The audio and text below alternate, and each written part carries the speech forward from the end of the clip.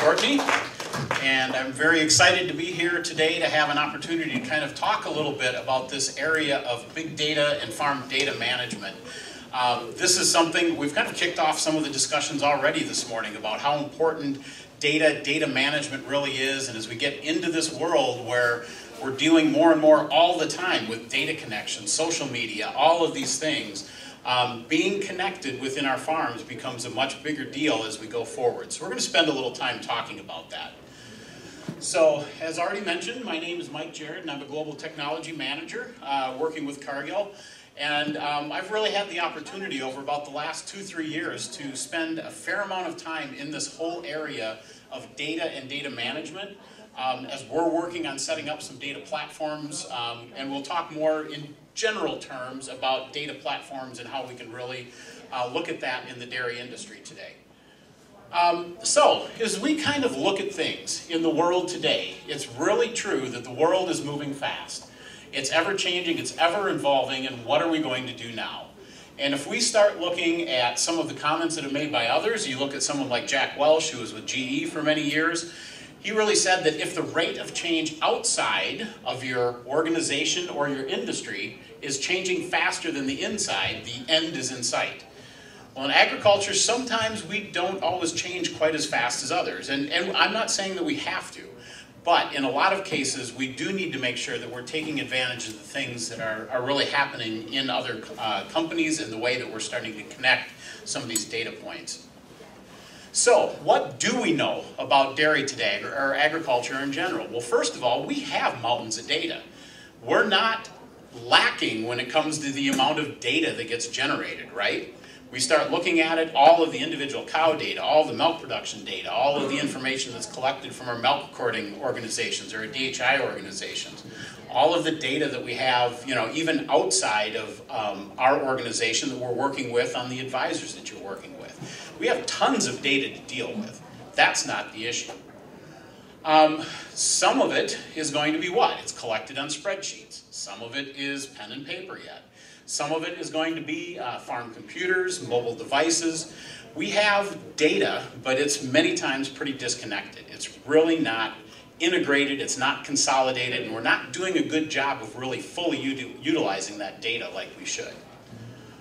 So, what do our farm records and data look like today? Well, first of all, many times it's pretty scattered, right? So the data, it's coming from many unconnected sources. Like we said, sometimes it's pen and paper, sometimes it's a mobile device.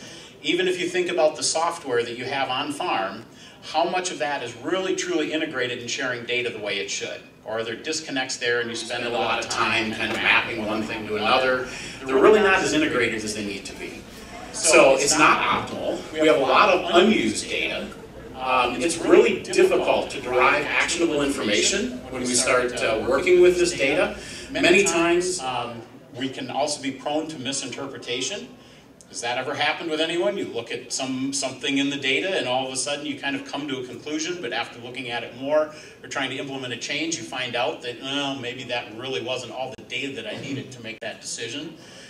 And the other piece is that it also can be very isolated on a per farm basis. So we have a lot of information within that individual farm, but we don't really have a lot across the entire industry or across the sector. So if you really want to sit down and maybe work with some peers or benchmark against some peers, do you really have the data that you need to be able to understand where you fit, where there might be opportunities for improvement? And is the data talking to each other as effectively as it should be if you want to do that? Are you really comparing apples to apples, or is it apples to oranges? So, just a lot of different dairy sources out there exist. A lot of different ways that we collect data on farm. Not everyone calculates every performance measure that we look at the same way. That's not a problem within your individual farm because you're used to looking at those numbers. But when we talk about doing something like benchmarking, now we have a number that's calculated this way in one system, it's calculated this way in another, and if you try to make direct comparisons, you're going to run into some issues because you're really not talking the same language all the time. It's also very true that we cannot understand a dairy farm system by looking at individual points. How much can you tell about the health or the profitability of a dairy farm by looking at one data point, milk production, for example. That doesn't tell you a whole lot. You can add in other things, you know, milk fat content, milk protein content, etc. That still doesn't tell you the health of the business. It tells you a little bit about one or two numbers. So the key thing is that we really need to integrate this data so we can start looking at it in a larger piece so that we can start making better decisions. So before we go too much further, I want to just make kind of give a couple of definitions here. So first of all, we're going to be talking about two different things. One is data, and the other is data analytics. So first of all, what is data? Data is factual information, things like measurements, statistics, that is used as a basis for reasoning, discussion, or calculation. So a data point, it's typically a number that we're thinking about here. It's information output by a sensing device or an organ that includes both useful and irrelevant or redundant information that must be processed to be meaningful. Here's a key point. Data is really not that important. If you don't do anything with it, it's just a number. It sits there and it's a data point. But you have to do something with it. Sometimes it is redundant, it's irrelevant, it really doesn't mean anything. Until you start turning it into something else and you start doing some analysis on that, it just becomes a piece of information and that's it. Typically we think of data as being information in a numerical form that can be digitally transmitted or processed. That's the easy way. But it's getting to be very interesting to see how new technologies are coming into play. We start looking at the databases now that we can start collecting data in, and they don't just collect numbers. It's not a big Excel spreadsheet where we have columns and rows and we fill in data points. They can pull in things like pictures, images. They can pull in PDF files. They can pull in Word documents, Excel spreadsheets, and they start using all of that in some of the analysis as we start looking at it. Things like facial recognition. We may talk just a little bit more about that as we go forward too, but there's a lot of new ways that we can start collecting data outside of what we traditionally have thought of in just a spreadsheet type format. Okay, so we have data, but now how about data analytics? So data analytics is the process of examining data sets in order to draw conclusions about the information that they contain. So now we're starting to move forward. We're turning this data into knowledge. We're turning this data into something that we can make a management decision off of, that we can track progress, that we can look at how things have been going over a period of time with time point analysis and things like that. So the data analysis is really the key part to turning this data into something that's valuable and meaningful. One thing we also know is that this data analytics piece is more and more all the time being done with the aid of specialized systems and software. So there's a lot of companies out there that really look at this data analytics piece, and this is where you start hearing the terminology of things like artificial intelligence, machine learning. You have the companies like Google and Amazon and others that utilize this type of thing, so they have the data. They can start teaching the computer to start learning itself and going through some of that data and starting to help them make better decisions. So what is our challenge? Our challenge is to consolidate that data from multiple systems and to turn it into relevant and actionable information, to anticipate problems and really start looking at how we can move forward with our business making better decisions all the time. So how do we take some of the confusion out of the system and start using our data in a better way to make better and better decisions and drive the business forward?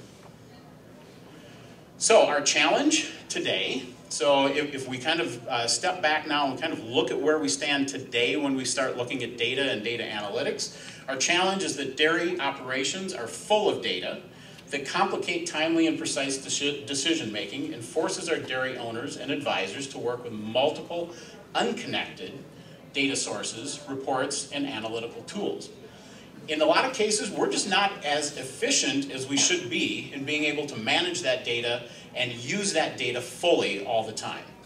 So our opportunity is really to use analytics to turn data into information for decision making and to make sure that we can consolidate data from multiple systems and turn it into relevant and actionable information.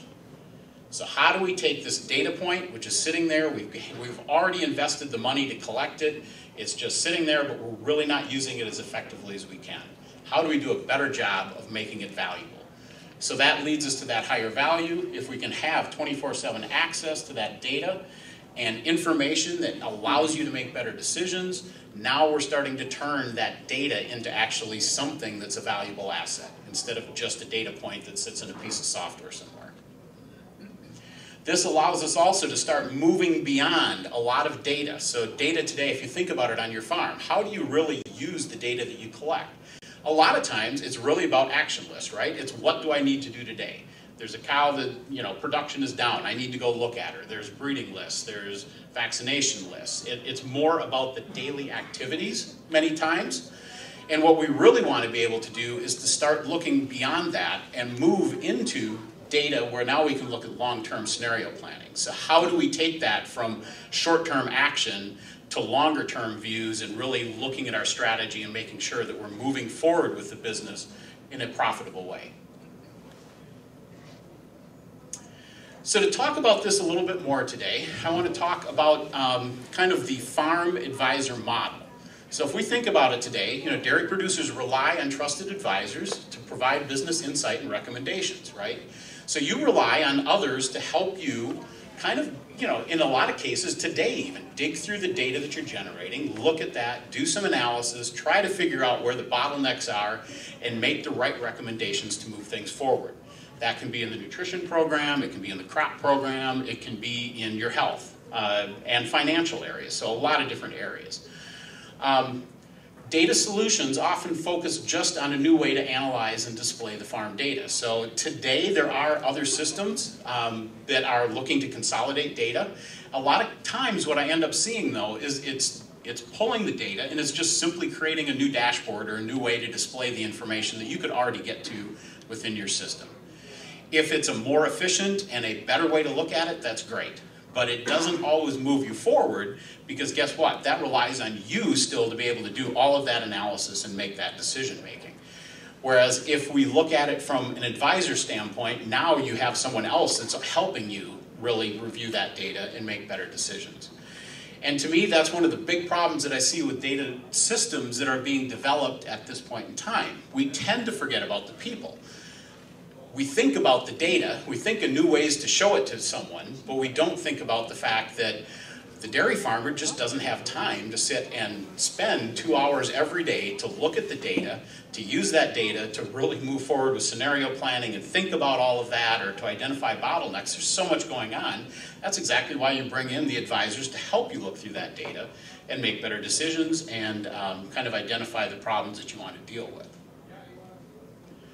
So where do we, if we kind of talk about this as a model, so a farm advisor model, if we think about it today, on the dairy farm, you're collecting data from where? You have herd management software, you may have feed management software, animal IDs, sensors, video, you know, the robots are collecting information on milk production. You have all of this data flowing in constantly all the time. That really sits on the farm. From the farm advisor side, there's an awful lot of data that your farm advisor, and I'm going to speak from the nutritional side right now, there's a lot of data that they're collecting too that relate to your farm. You have lab analysis, right, on the forages or on the other on-farm ingredients that samples are being pulled from. They're using software to do diet formulation, so creating the diets. Product formulation systems that are monitoring and managing the products that are being created to finalize that nutrition program. There's a lot of evaluation tools, so when the advisor comes to the farm, they're collecting data, looking at the cows, everything from particle score analysis on the TMR to locomotion score, body condition scores of the animals, a lot of that data that's being collected, right? Our challenge today is that there's not a lot of overlap between those systems. A little bit, and it's certainly being used by the farm advisor, but it's not the most efficient way we can do things. We're still doing a lot of manual data collection. So the advisor still needs to go to the farm, do some type of analysis, looking at milk production records or health records and things, figuring out where they really want to focus time and effort and maybe make some nutritional changes or management recommendations. But it's often a very manual process, and it's not very efficient, not as efficient as it could be. There's usually a lot of spreadsheets involved. There's the farm visits. There's just limited data integration. We're not tying these pieces together so we can be more efficient. So I want to take just a minute and talk a little bit about the data that exists a little bit more off your farm that still relates to your farm though. So first of all, I want to talk about laboratory analysis and really understanding kind of that nutrient-based technology. Because we talk about data and data analytics. I don't want to make it sound like there's nothing happening within agriculture and we have this wholesale change. There's a lot happening. To me, it's much more about connecting the dots and making sure that we're much better integrated with the systems. If we think about it from a nutritional company standpoint, and looking at the laboratory analysis, boy, we're dealing with data all the time. So the lab function is all about managing big sets of data and using analytics to monitor data quality trends and to develop new ways of doing analysis and improving it. There's already integration taking place here. We have to integrate data that comes from wet chemistry, NIR, external labs, a lot of different places. There's different instrument platforms. So just the machines themselves that actually collect the data and do the analysis can be different companies. So there's already a lot of management going on of integrating those data flows and making sure that it's all efficient and getting out to the farm and out to the advisor. Reporting can range from very simple lab results, one sheet, your certificate of analysis that shows you the nutrient profile of the corn silage or the alfalfa that we may have on farm. But it can also look at things like comparison.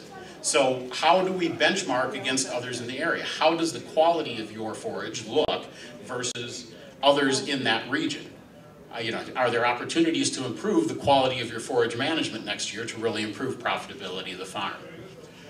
And we have a few different analytical tools available to those farm advisors to be able to use to start looking at this comparison and benchmarking and some of those things, especially when they want to dig deeper into the forage quality and things on a farm that they're working with. When we start looking at things like NIR, so I think most of you are probably familiar with NIR, a very rapid way that we basically shine a beam of light onto that forage particle, get a reflectance, and from there we're able to predict the nutrient content of that. But if we look at that, we have more than 2 million samples that cover over 200 different ingredients in our database today. So like I said, there's huge amounts of data out there, but even here I would argue that because we're not connected as closely with some of the farm data as we could be, we're not fully utilizing this information that we may even have at this point in time. So the more we can get integrated, not only with this system, but integrating this system into more of the farm data, we're gonna be able to unlock some new things that we maybe have not been able to understand in the past. Other areas, so product formulation and diet formulation. Product formulation really ties into that lab analysis piece. So the information that we collect in the lab analysis that happens on your forages and farm ingredients, the same thing happens with every ingredient that comes into a feed mill. So that's analyzed in the lab, that's electronically tied into those formulation systems, so they're constantly updated with real-time information on the sources of ingredients that are being used. Today, we can't go back and just start using book values that were an average of 50 samples taken 10 years ago. So those things change. A great example of that is something like distillers' grains, for example. Over the last about 10 years, we've seen the fat content on average, so the book value on distillers' grains probably go from about 11 or 12% down to 6 or 7%. A lot of that because, guess what? There's money to be made in spinning that corn oil off and selling it as an oil rather than leaving it in the distillers. The problem is, at the same time, the amount of variation, if you use the book value versus actually understanding the supply that you're pulling from, has gone up in that time, because some ethanol plants are not pulling that off, some are very low fat, some are still high fat. There's a lot of variation there that we have to deal with, and it means we have to use real-time data to do it. When we start talking about diet formulation, that same information that flows into the product side flows right directly into the diet formulation tools too. So that we make sure that we're connected, we're using real-time information, we're not making assumptions, we're actually using real data that ties into the ingredients that are being used in those products. And even within the diet formulation tool itself, there's a lot of analytic tools that come into play. So how can we make better decisions looking at a diet to start with, but then starting to analyze it for other opportunities? Are there opportunities to maybe optimize the cost of that diet by looking at very specific nutrient supplies and being able to change that without having an impact on productivity of the animals? Are there opportunities that we may have to purchase other ingredients that might exist out in the marketplace? And which one is the right one? Too many times I've seen someone say, I got a great buy on this ingredient, but then when you try to use it in the diet, guess what? It doesn't fit with the forages and the rest of the ingredients that you have on the farm. So that great buy turned into something that now costs you money if you look at your overall diet cost. So that's where we want to be able to use those tools that we have within the formulation system to look at that. And ultimately what it really means is customization. So how do we now continue to fine-tune and be able to provide custom products that really fit each individual farm, that's able to give you exactly what you need for your animals to really try to maximize productivity.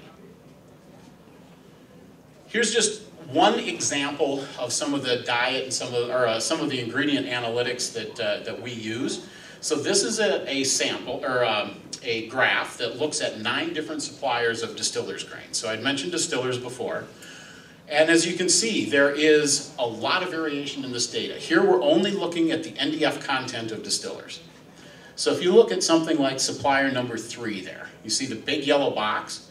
What that means is that the central average number of samples ranged from about 25 to 29% NDF. Same supplier, so same ethanol plant, different loads over time. So that's already a 5% difference in NDF content over time from exactly the same ethanol plant. And if we look at the minimum and maximum, it went from all the way down at 24 to up to almost 38. That's a huge amount of variation to try to deal with. If we just use an average number of 28, once in a while we might be right, but most of the time we're going to be completely wrong. So it's very important that we understand that variation and manage the variation. We start looking at some of the other suppliers, like supplier 4, 5, 6, 7, 8, and 9. Look at that range. It's much more tight, so they're much more consistent in what they're supplying. So we may use this actually. First cut is to say, guess what? Those first 3, we can't even use them because we have no idea what we're going to get if we ever get a load from those ethanol plants. The others, okay, we can work with that. We can manage that level of variation, and we're going to be able to work there. Now the question becomes, which one is most valuable though? Is it better for me to have a low-fat, higher NDF distillers in the diets that I'm working with, or is it better the other way around? Is it better for me to have a little more energy, a little bit more fat in that ingredient? And that's where we can start using some of those other analytics tools now to make those decisions so that we can really look at purchasing from the optimal supplies and make sure that we're using the very best supplies that we can find. Okay, so kind of where do we stand with our current situation? Farm data is collected manually. It's usually keyed into nutrition systems as needed by the advisor. The farm data is used mainly to drive daily tasks, right? Like I said, those action lists, breeding lists, vaccination lists, those types of things, alerts when a cow is off and we need to check her. And data analytics are used, but they're not really integrated across everything that's going on within that operation. So it does limit the overall effectiveness of what we're looking at. So what is kind of the value? If we can kind of solve this problem, if we can do a better job of integrating some of this information, what do we start to gain with that? Well, we have better monitoring of those key performance indexes that drive your operation. What are those key indicators that help you understand whether things are running the way they should, or maybe something's starting to slip and we need to start addressing something? So we can do a better job of monitoring that. We can have the farm performance under better control. we can start looking a little bit more in the future. So now how do we start looking at this data and saying, okay, well, what happens if I make a change, and starting to forecast what's going to happen when you do that? What kind of a change are you going to see? What kind of an impact will it have on production, on productivity? What kind of an impact will it have on animal inventories, et cetera? It will also allow us to do a better job of enhancing our decisions, so improving that advisor recommendations. They can become more data-driven instead of just kind of a gut feel and going on with that. So when we start talking about that farm advice, we want to make sure that we are more data-driven. So we're actually using the data that we have to continue to validate, ensure that we're making good decisions and making the right recommendations, and move away from more of the gut feel. I don't want to throw that out completely, because anyone who is in agriculture, this is a complex business, and especially on the dairy farm. Sometimes your gut tells you what needs to happen. In fact, a lot of the time, but we want to continue to back up that gut feel with more and more data to start moving a little bit beyond just the gut feel and hoping that we're right. It allows us to be more proactive versus reactive. So how many times do you notice that, uh-oh, the cows have slipped, but really, if you look back at the data, you probably could have picked that up 2 or 3 days before. If we can start looking at these data platforms and start doing things like alerts, putting in something that says, okay, if milk drops by more than 1.5 liters for 3 consecutive days, send me a text message. If we can start looking at other key performance factors like we talked about and looking at alerts like that, it really gives us the opportunity to become much more proactive, understanding an issue is just starting to come up instead of having a big issue and then trying to solve it. It also allows us to be much more strategic versus opportunistic. So how can we strategically make decisions that are going to be the best for the long-term health of the business? Instead of just saying, well, today I'm going to work on this, this is kind of an opportunistic opportunity, something that I can do short-term. How do we become more long-term thinking?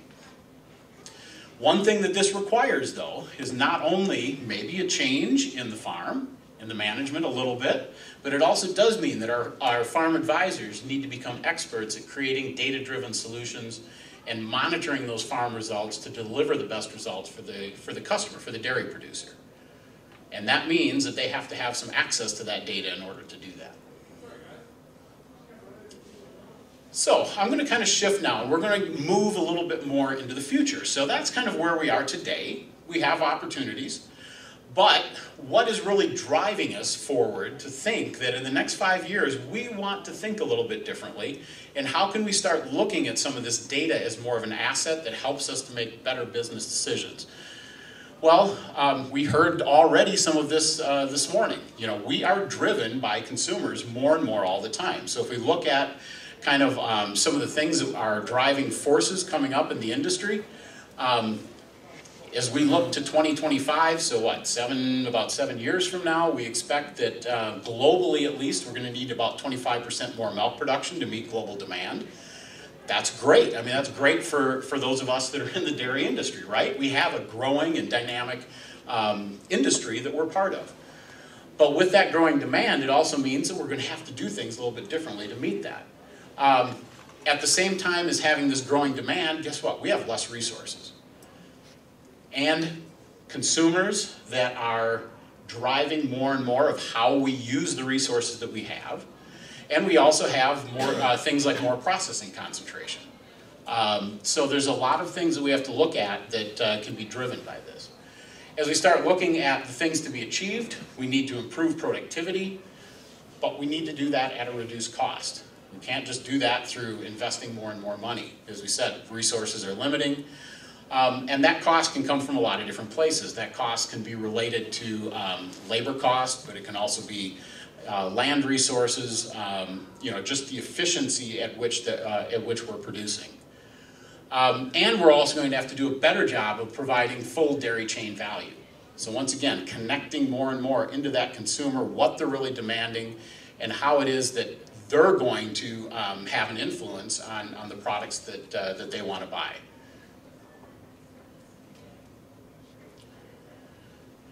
When we start talking about a data platform and working with this, the good thing is we don't have to go out and start dreaming up something from the ground up. there's already plenty of examples that exist out in industry of other data platforms that are set up and running.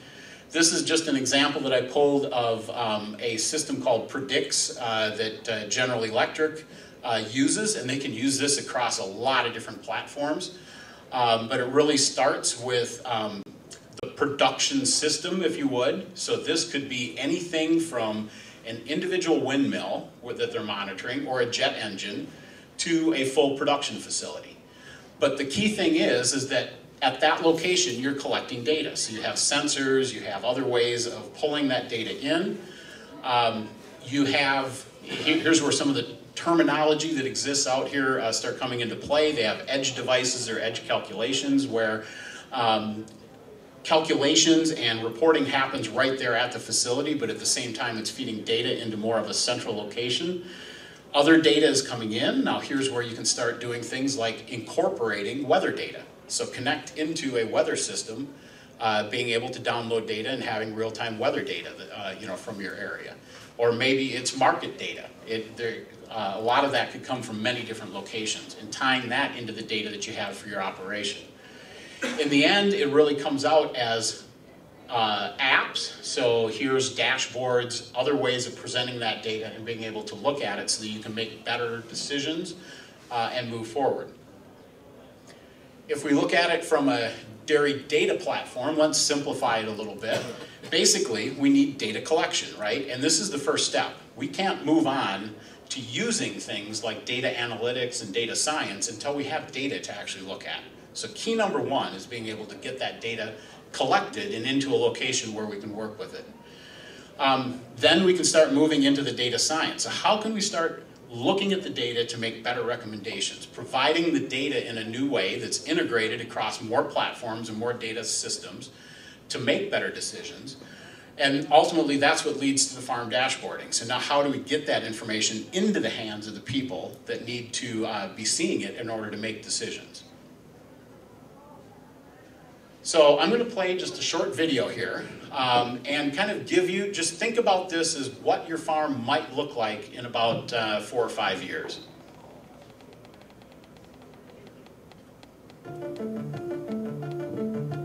As first light touches the ground, I awaken. I am connected to this land and everything that surrounds me, driven by the knowledge passed down from generation to generation. It gives me strength to face anything tomorrow could throw at me. But I know time stands still for no man. Things change, industries evolve, and information will be the key to a fast-moving, revolutionary future. So what if I could extend my knowledge and open the door to great new possibilities?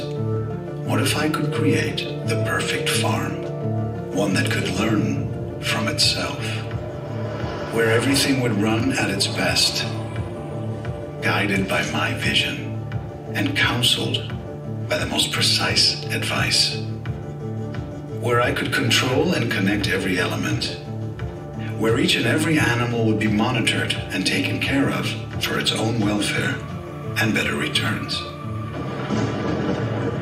I know there will always be elements I can't anticipate, but I'm in control of all challenges ahead. Like the generations before me benefited from the knowledge of others, I'm connected to something bigger. A network of ever-growing knowledge, enabling me to make the best farming decisions. Always. I will make sure my animals live under the best conditions. I will make sure my farm runs optimally and produces at its full potential. I'll put everything I can into building a heritage for the future. I envision being connected to everything I've built for generations to come. I envision a sustainable cycle that brings value to animals and man. I envision creating the farm of the future.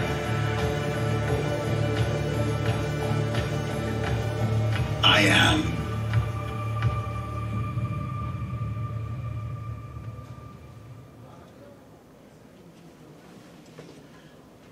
So hopefully that gives you just a little bit of an idea of where we might be able to go with things in a data-connected platform. One thing that we have been working on is something that we're calling Dairy Intelligent, and I just want to touch on this real quickly because it kind of shows that there's a lot of different ways that we're integrating data. So one of the data sources is obviously going to be the on-farm data. So the production data, the things from your herd management program, the milking data, et cetera, feeding management data, et cetera. But it's also collecting all of the diet information from our diet formulation systems. The other piece that I think is critical is that we also have to populate that with the things that people are seeing, right? So when your advisor comes out to the farm, is doing their walkthrough, rather than writing that on a sheet of paper, which goes into a file folder and probably never gets looked at again after you kind of review that and make a few initial decisions, we want to be able to collect this in an electronic manner where we're going to be able to look at this over time and make better recommendations and understand trends, understand those areas where maybe we're starting to slip on something and we need to fine-tune it before it becomes a bigger problem. So we're pulling data from a lot of different locations, we're consolidating it together, we're covering animal comfort, health, nutrition, productivity data, and tying it together. When we get the data collected, like I said, now is when we can start doing a little bit more of that data science and some of that analytics, where now we can start moving beyond, kind of moving up our chart, if you would, from the descriptive phase. Today, our data really is descriptive. Cow number 5 is milking 30 liters a day, right? So it's very descriptive of what's happening. Sometimes we look at the trend, okay, how did that change over the last week and things, but it's still very assessment-oriented, kind of the current situation, and we're being descriptive of that. We want to continue to move up, so move from that descriptive side into more of a predictive phase. So now how can we start predicting? Okay, this is what has happened in the past, so I anticipate that if I do something, or if I make a change, or if this continues, I can predict that this is where I'm going to be going. So we can start looking at least an idea of what the future may look like. And then as we move up even further, we start moving into that whole farm or that business side of it where we can become prescriptive. And with prescriptive, now we start taking all this information. We can do much better job of doing things like what-if decision support. So what happens if I add 10 more cows? What kind of an impact is that going to have, not only on my milk production, but on my business as a whole? So we think about that descriptive side. This is performance, treatment lists, milk sold, milk composition. Forecasting side, okay, performance alerts. Here is now where we can start looking at trends up to this point, and if I allow that trend to continue, something either good or bad is going to happen. So can we start alerting when we run into those issues where we're starting to see some trends moving in a bad direction? Things like predicting internal herd growth. Where am I going to be in 6 months based on the number of pregnant heifers I have, my cull rate, other things, and things like expected milk sales. And then as we moved into that prescriptive area, now we're looking really to identify bottlenecks, make sure that we can improve our returns, looking at the investments that we're making, looking at the decisions we're making, and are they the right thing really for the long-term health of my business. So let's go back to this model that we looked at a little bit earlier. Remember, we had just a little bit of an overlap there. But as we start looking at more of a data platform-driven farm advisor model, we can really enhance that relationship significantly. So you don't see big changes on specifically on the dairy farm side or on the farm advisor side. All of the changes here are really in that middle piece. So now, rather than manual data collection into spreadsheets, we're automating that data collection. We have the databases, so we're collecting that data into a location where we can do something with it. Analytics software, so we're starting to do a better job of analyzing it and tracking that data. We can really improve that farm advisory service, and we can really start to look at integrating some of these different data platforms too, so that we're looking at the data in the same way. When we get all this done, then the farm data collection and integration is going to improve. We're going to have more data analytic tools, management alerts, and farm management dashboards to start working with. So, kind of what is our vision for this then? Farm data from multiple on-farm sources is brought into a system that runs data validations and standardization to allow consolidated monitoring and multi-farm comparison. As I talked about before, the apples to apples versus apples to oranges, right? There can be different calculations in different software. So if you really want to compare performance or benchmark across farms, you have to have the same way of calculating an output number that you're reviewing and looking at. And that's one thing that we're trying to do with this by pulling the data in and then using the data within the database. We also need to access farm data and make sure that it's provided to those trusted advisors or the advisors that you're working with to enhance their ability to make more data-driven recommendations and more precisely monitor the response. How many times today do we make a change and maybe look at the bulk tank a little bit, but you know, we kind of look at it for a day or two and then kind of forget about it? If we can have that data pulled together, now we can start really looking at that decision and saying, okay, a week later, 2 weeks later, 3 weeks later, was that the right decision? And did we really get the response that we expected out of that? Full farm performance monitoring through consolidated farm management dashboards and alerts. Once again, being more proactive versus reactive to management. Identifying problems earlier. And then integration of the data with other data sources for enhanced management decisions and more strategic planning. Diet formulation side. There's some really neat things that we can start thinking about when we can consolidate this diet, this information from the farm, and tying it into that diet formulation component. So if we can integrate diet formulation and ingredient information with farm production and feeding management data, now all of a sudden we're monitoring that change in the diet, right? So, okay, here's what we were feeding, here's the change that occurred.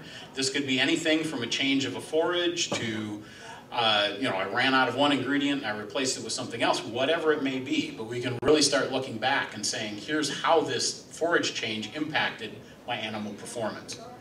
We can directly evaluate the impact of diet changes on animal performance. So, okay, I made a decision. I'm looking at the amount of protein that I'm producing right now, and I have an opportunity that if I can improve that, I'm going to increase my productivity and profitability on the farm. So if we increase that amino acid supply, what kind of an impact does that have on milk yield?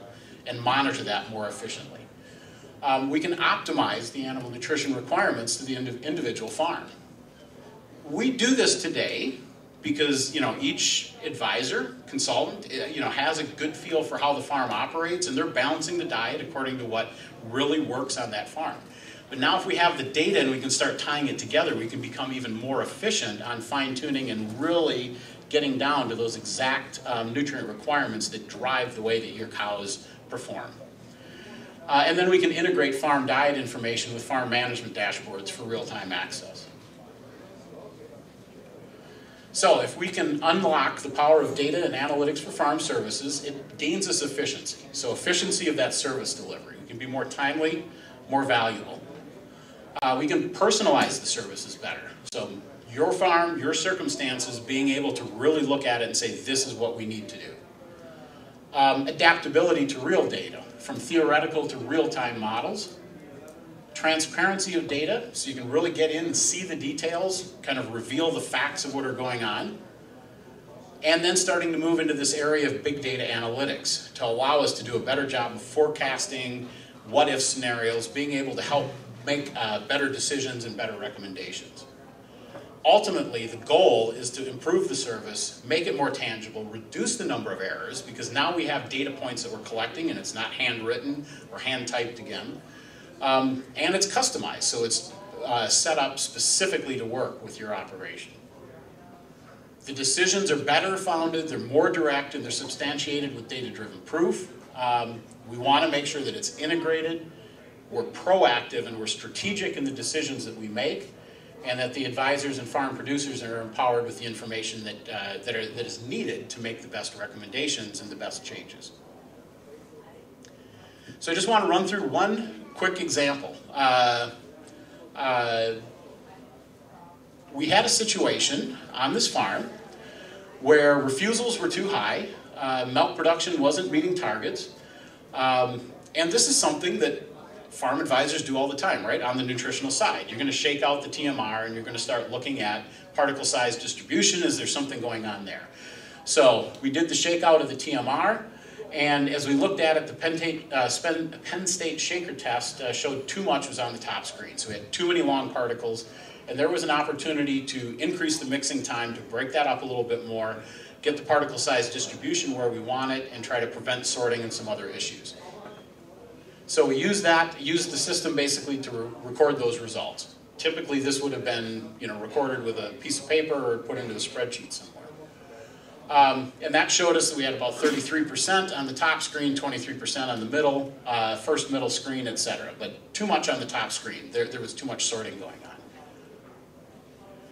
on. Made changes, changed the amount of mixing time that was going on. Still mixing the same amount of feed, but reducing the refusals, so gaining some efficiency there. Actually increased the milk fat content, protein stayed the same, and gained about 1 liter of milk a cow. So, when we start looking at this, in the past, typically what we would do is we would record that and it would exist, and as I said, it went on a sheet of paper or into a spreadsheet that would go in the computer and you'd never look at it again. By getting this into a database now where we're collecting that information, we can start looking at trends over time. So what changed? We went from the 33% down to about, I think it's about 14% or so, 15% on the top screen.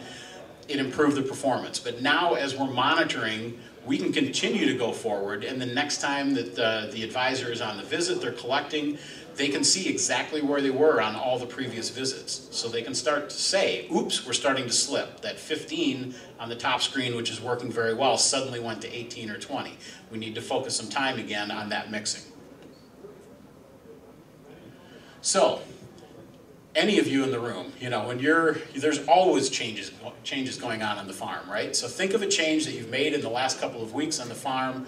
How are you tracking those results? How are you able to make sure that you're getting the response that you expect, not just short term, but also long term? So ultimately, what I want to leave you with is from a message is today, any time that I've polled people, you really hear that people believe that maybe about 15% of the data or so that's collected on farm is ever really used very effectively. So basically that's just the tip of the iceberg. So how can you really work on turning your farm data into an asset that goes beyond just the tip of the iceberg? So how do we use the rest of that 85% of the data more effectively to make better decisions and to make sure that we're moving our business forward? So with that, build your data asset and start thinking a little bit more about how you start connecting into more of a digital world to improve the ability to use data on your farm. With that, I'll take any questions that you may have.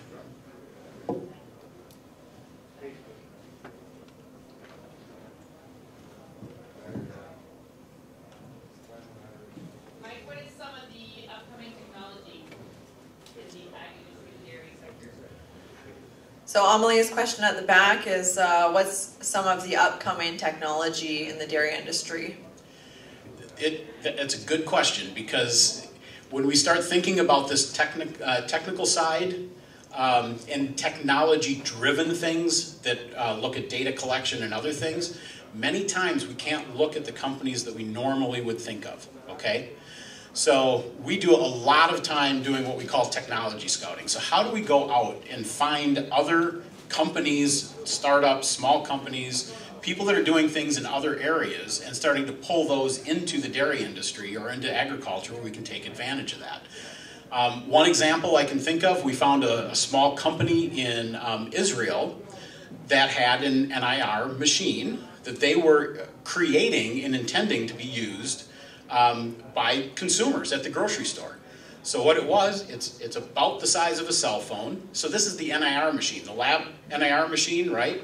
That's $60,000 and the size of a suitcase.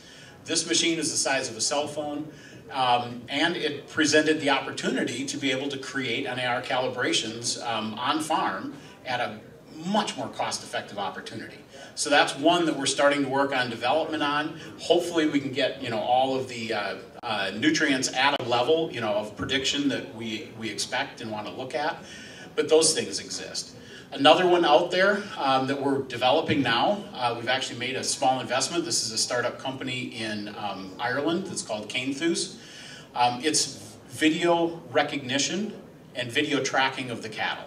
So what they do is they put cameras basically at the feed bunk, and we're looking at, even putting them into the stalls and other areas. But basically it's able to read the movement of the cows and track eating time, drinking time, if we put it into the stall area, laying time, other calculations like that. But what's really neat is it's real eating time. They can tell the difference just because of the movements of the pixels within the video image itself, the difference between a cow that's just nosing around and sorting versus actually taking a bite, because they're tracking the muscle movements in the face of that animal. And with that, obviously if they have that, then facial recognition is a component too. They don't have to read near tag, they don't need anything else. They just simply, boom, that's, I know this cow and I've linked it already to her number. So this is the cow that I'm collecting data on. It's just simply facial recognition doing that. So there's some really neat tools that are starting to come into play as sensors and data collection points that exist out there. Any more questions for Mike? I have one. Yeah. Just 1 second, I'll bring you the mic. In order to data collect and have this all, how important it is that all your advisors on your team, like I know on our farm it's quite important to get them on the same page. And sometimes I see farms, they struggle at that. You almost need an advisor to come in and say, you got a shitty advisor there, you need to get rid of him on that. So what's your opinions on that? That's a little hard for us to, say you need to get rid of someone. But no, I think you're absolutely right. I mean, the advisors that you have on the farm should be able to operate and work together. I think that's critical. I mean, if you have one contradicting another, I mean, either you need to get them together, do a quarterly meeting or something where you have everyone sitting at the table. And if there is a disagreement there, talk about it. Why?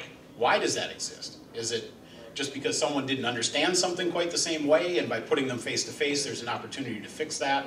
Or maybe even start building a relationship that wasn't there before, so when they see it next time, they talk and they figure it out. Or maybe you identify that someone just isn't going to fit within that team. So maybe it helps you decide that there is someone that you need to look at a replacement or something too. So, but I think that's critical. I just continue to see the teamwork, not only within the existing teams. So in a lot of cases, it's not just one advisor from a company going to the farm. It's multiple people that are involved with your farm too. So they have to be able to operate together, but then they have to be able to effectively communicate and work with the rest of the advisors that you have. And everyone's going the same direction.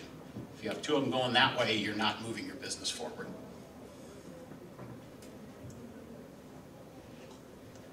And if I can just add to that, one of the unique aspects of big data is it should bring all of this together. So all of the advisors should be on the same page looking at the same data. And I think that's where you're going to find that bottleneck of where to cut someone or where to keep someone, is if they're lenient from that, what everyone else is looking at. Like I said, we want to be more data-driven instead of just an opinion. So what is the information used to back up, a given recommendation or something that someone might be challenging? We have time for one more question if it's out there. If not, we will thank Mike Jerred from Cargill Animal Nutrition.